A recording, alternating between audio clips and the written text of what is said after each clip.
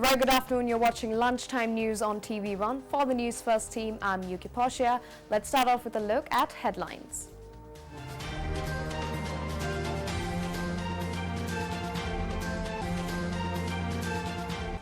Death toll from yesterday's multiple terror attacks rise to 290, leaving 500 injured. Government analyst says the explosions at the 3 churches and the 3 hotels were carried out by suicide bombers. 24 arrested in connection to the terror attacks. An emergency meeting between the President and the Prime Minister. Party leaders to meet at the Parliament in the evening.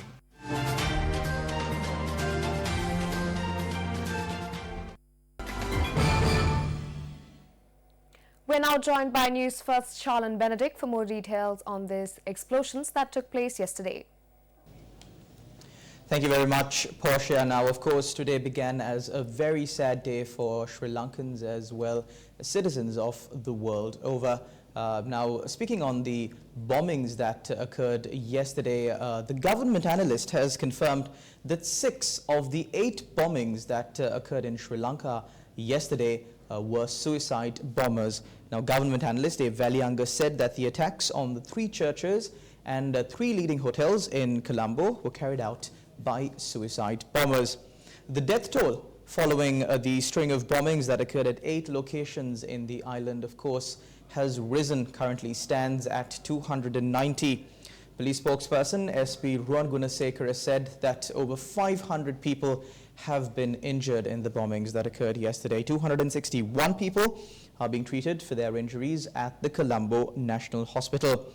Now, security forces continue to conduct operations to arrest suspects connected to the incidents that occurred yesterday. These operations are being conducted island-wide. Now, according to the police media spokesperson, SP Ruan Gunasekara, during the last 24 hours, police have managed to apprehend 24 suspects in connection to these bombings. And these suspects are also being questioned by the Criminal Investigation Department. The CID is currently in custody of these suspects. 2 suspects were arrested at a lodge in Dambulla. They too are being questioned by the CID. Now, a car believed to be used by the suspects to carry out the attacks, as well as a van suspected to have been used by them, were seized in Dematagoda and Vallavatta. Security forces inspected a house in Partha Road in Keselvatta, Panadura, said to have been rented out to the suspects for a period of 3 months. That revelation came following initial investigations. They have revealed that this house was rented out to the suspects for a period of 3 months. Our correspondent said that metal balls used to manufacture these explosives were found inside that house. The Sri Lanka Army stated that over 1,000 Army personnel have been deployed to ensure security in Colombo. The Sri Lanka Air Force has been tasked with providing security to the Bandaranaike as well as the Mattala international airports. Now, the Sri Lanka Air Force media spokesperson, Group Captain Gihan Semiratne, said that the public can obtain information regarding their flights and other details from the airport by contacting the number 116. Once again, the number to contact for details from the Bandaranaike or the Mattala International Airport regarding their flights and other details from the airports is 116. Now, a special operations center has been established at the police headquarters, the Ministry of Defense and the Ministry of Foreign Affairs. Information on the incidents that ensued yesterday can be obtained from the Ministry of Defense. The contact number of the Ministry of Defense is 0112 322 485. Police media spokesperson SP Ruan Gunasekara said that information on foreign nationals in the country and information on foreign nationals who were reported to be victims of yesterday's bombing can be obtained by contacting the Ministry of Foreign Affairs. The number to be contacted is 0112 32 3015. Now, also in some incidents that took place today, 152 T-56 bullets were seized from the Kadagolla area in Diatalava. Now, Sri Lanka Air Force said 9mm pistol ammunitions were also seized. 3 people have been arrested in connection to this incident. The arrested suspects include the father and 2 of his children. Now, of course, following the bombings that occurred in Sri Lanka yesterday, today we contacted the spokesperson of Sri Lanka Police, SP Ruan Gunasekara, for an update regarding the investigations that are being conducted into this incident. These were his comments. When speaking about the investigations, they are being conducted by a number of units centered around the Criminal Investigations Department. Within 24 hours of the incident, we have been able to uncover a lot of details. We have arrested a number of suspects based on the revelations. I must specially state that there are 24 suspects in the custody of the Criminal Investigations Department. 2 more suspects were arrested for questioning from Dambulla last night. All of them are Sri Lankan nationals. We must conduct more investigations into the incident. I cannot reveal their names because it may affect the investigations. Police curfew that was imposed in the island last evening was lifted this morning. Speaking on the matter, the police spokesperson had this to say. Police curfew was imposed at the time to keep the peace in the country, and also because it was required for the investigations to be conducted. However, steps were taken to lift the police curfew this morning. Officials will decide as to if police curfew should be introduced again in the coming hours. Now, concluding his visit to Singapore and India, President Maithripala Sirisena landed in the island last night. After arriving in the island, the president held a special discussion with the Prime Minister this morning. The discussion held at the Presidential Secretariat focused on the current situation in the country following the deadly bombings in the island yesterday.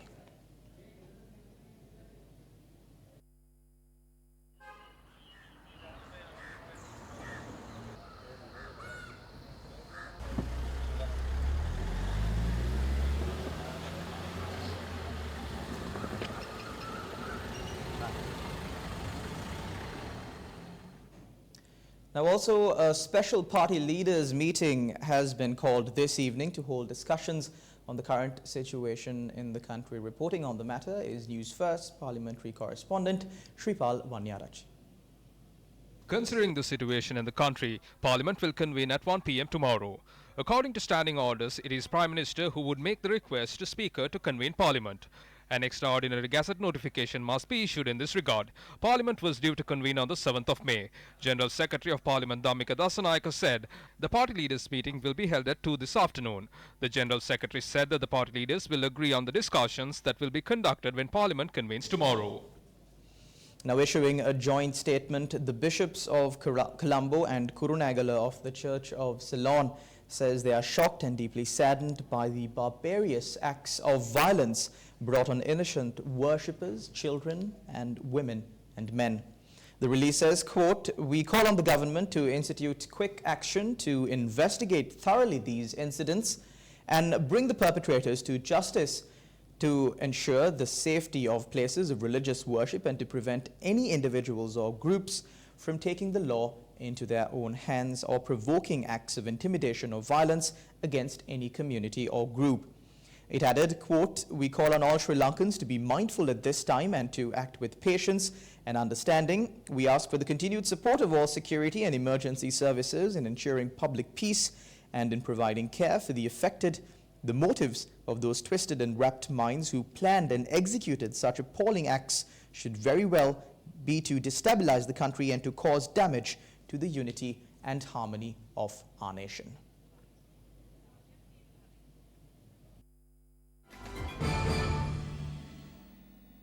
Now, in your local news, the highest death toll and injuries were reported at the St. Sebastian's Church in Katuwapitia, Negombo. Many of the injured are still receiving treatment at the Negombo General Hospital.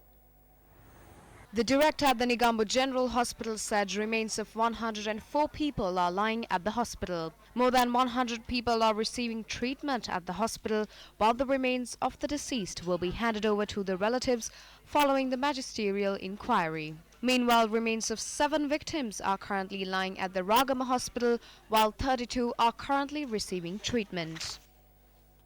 The Ministry of Foreign Affairs issued a communique about the foreign nationals who have been identified as deceased based on the information provided by the National Hospital in Colombo. The fatalities are 3 from India, 1 from Portugal, 1 from Turkey, 3 from the UK, and 2 holding US and UK nationalities. Additionally, while 9 foreign nationals are reported missing, there are 25 unidentified bodies believed to be foreigners at the Colombo Judicial Medical Officer's morgue. The release says that 19 foreigners were receiving treatment at the National Hospital by 6 p.m. yesterday. The Ministry of Justice and Prisons Reforms has requested all coroners to carry out post-mortem examinations expeditiously on those killed in yesterday's terror attacks. The ministry said that post-mortem examinations should be carried out in order to facilitate the release of the bodies to the relatives. Therefore, the ministry requests coroners to carry out the post-mortem examinations at the respective hospitals where the remains of the deceased are kept. Meanwhile, a police curfew imposed last evening was lifted at 6 this morning, and the day-to-day activities of the general public are slowly returning back to normalcy. Lifting the police curfew, the government announced that the public institutions will continue to function as usual. Although employees attempted to report to work, there was a lack of public transportation services this morning. However, according to our correspondents, the public transport services are gradually returning to normalcy.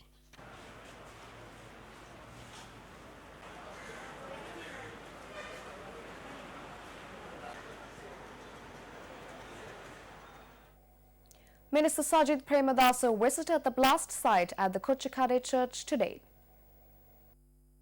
The minister inspected the damaged church premises. The minister later spoke to the media. As the Ministry of Cultural Affairs, we will begin preparations from today to help reconstruct the sacred monuments that was the target of a terrorist attack. We will not obstruct any legal or judicial action on the incident during the reconstruction.